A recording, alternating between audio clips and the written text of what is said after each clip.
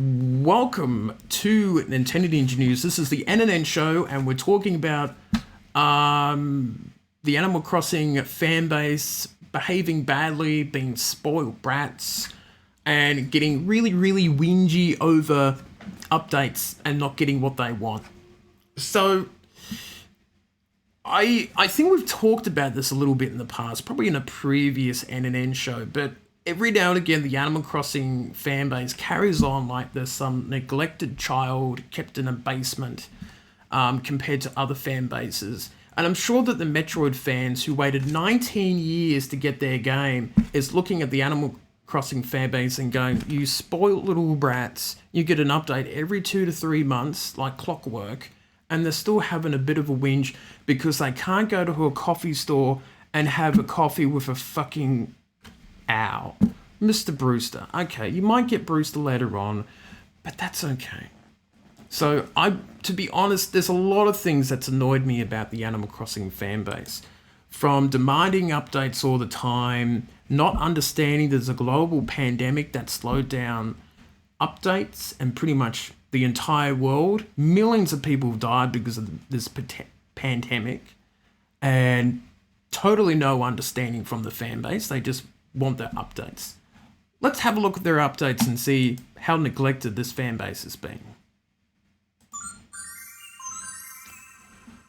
Alright, let's go down. So you got your first update on the first day. And then you get another update about a month later, which isn't too bad. You get Leaf, you get Red, which isn't too bad. And then you got a summer update, which was less than 2 months later. You have all these nice bug fixes. So it means it's a game that continuously gets updates and fixes, which is great compared to other games where they just don't. So you got another one at the end of July. That's another wave, which is nice of them. Whole bunch of more fixes during August to fix up anything that's come out of that. Then you get another one in September. So what's that? August, September, not even two months, you get a nice update for the fall update. Then you have a winter update, which was not that long. That's a couple more months there. You also have an update in February, which is 2 months. Virtually 2 months. You have another one on March, which is like the birthday anniversary one, which was nice. The custom pro design editor, which was great, and you get a few more slots, and the bunny day thing was there. I know people don't like the bunny day, so shut up, fan base. I'm not gonna hear it. I'm not gonna hear whinges about the cute bunny. And you have a free update, which was the latest one, which is now about a couple months old. So you would say that potentially a new update is on the horizon, excuse the pun. But as you can see just from this website, Animal Crossing New Horizons has had regular updates, despite if you don't like what the updates entail, or it lacks features or anything like that. So the thing that's really annoyed me is, look, I know that Animal Crossing is a favorite game for a lot of people. They probably milked out the game when the pandemic first happened, so they've got no content. You have people complaining that they've probably spent 2,000 hours on the game and they paid $60, which is $80 here in Australia. And they say, oh, I have nothing to do. And I'm like, go play another video game. There's over 2,000 games on the Switch. And from Nintendo's point of view, none of these updates are costing you money. They could charge for each update. If this was EA or Activision or Ubisoft, they would be charging you for every single download content, I would say. I think that they would milk it hard. Go look at The Sims and how much expansion packs that poor fan base has to pay for just to get basic features and things like that. It's fragmented into so many. That's sort of like the nightmare version of an Animal Crossing game. So Nintendo's been pretty good in terms of doing free updates. Like if any other company saw that they sold 35 million out of a game like this, they would probably be, telling the dev team to, start working hard and pumping out paid download content and charging, for probably 15, $20 a pop. So I think that people really have to just learn to be patient. Go look at the other fan bases. Metroid took 19 years to get their next 2D scroller. Advance Wars, there are a fan base of Advance War players who've waited decades to get anything new from that. But yet the Animal Crossing fan base continues to have a whinge about updates.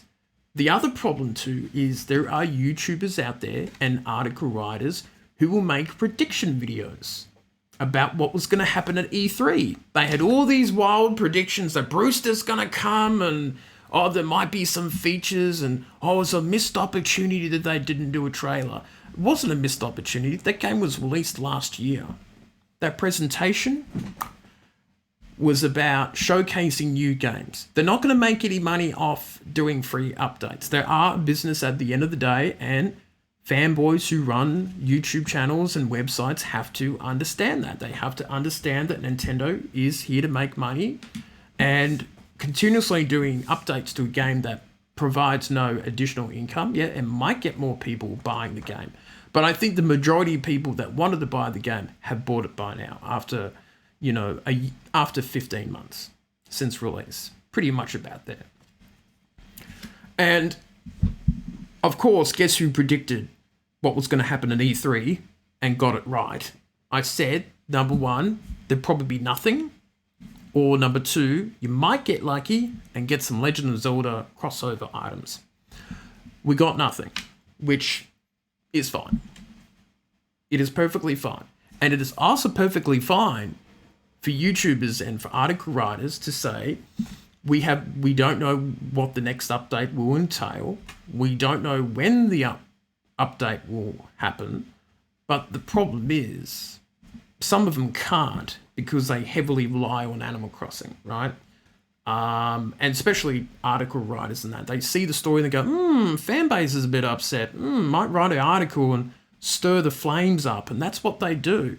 So they make all these wild predictions. They all settle in and watch the E3 presentation. They end up being bitterly disappointed. And then they start ranting at Nintendo on social media. And worst case scenario, if they find someone who's actually working on the game, they start to abuse them on social media. And now I'm not saying that, it's not the fault of the YouTubers or anything like that. That's their own individual responsibility, of their behavior. But when you make prediction videos and when you stir up the hype, hype up people and say, I think this is going to happen during E3 and, it could be a massive update. The update 2.0 is coming any minute now, I'm sure. And people do like really bad detective work in terms of, I've checked out these updates here and it comes out regularly every 2 or 3 months. So, we should have an update anytime soon. Just don't listen to them. Just learn to be patient and just wait.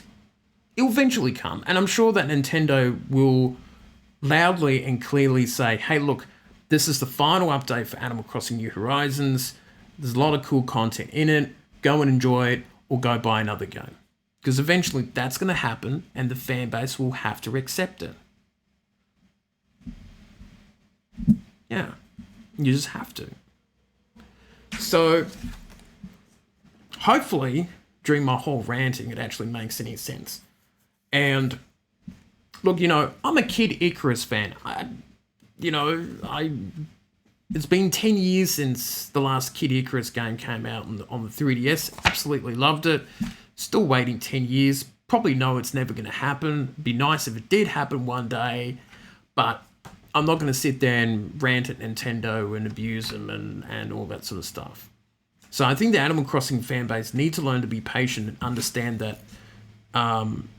Nintendo doesn't revolve around them. They're not running around trying to think of how to please them all the time because they have to cater to a lot of different fan bases. Smash Brothers Mario Kart fans, they've literally been playing the same game since 7-8 years now. So they're sitting there going, geez, it would be nice to get it.